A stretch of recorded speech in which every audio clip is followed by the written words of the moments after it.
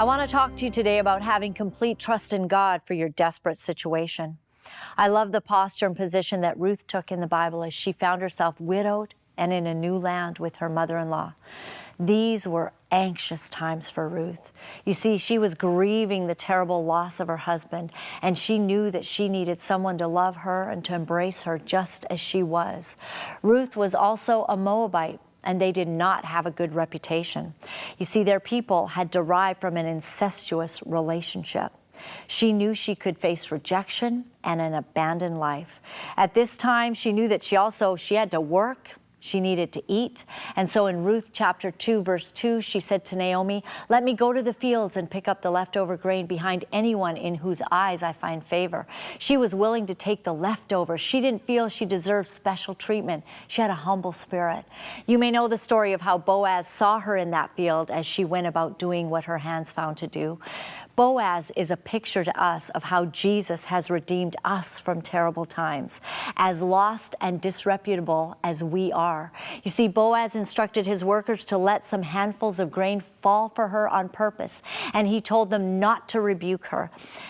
Because of her attitude, God ensured that deliberate provision and grain was left on purpose for her use. Ruth found that Boaz was a kinsman, meaning that he would be able to embrace her in his life as his wife. She then humbled herself so profusely to go and lie at the feet of Boaz, becoming vulnerable to his rejection.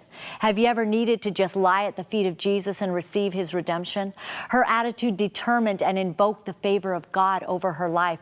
Boaz said to her, "The Lord recompense you for what you have done," because he knew that she had left her own people and come to this new land. And Boaz said, "A full reward would be given to you by the Lord, the God of Israel, under whose wings you have come to take refuge." He did not rebuke her for her past heritage. He did not say, that there were all of these things wrong. He just acknowledged what she had done by faith, and he invited her to come and rest under the wings of Jehovah.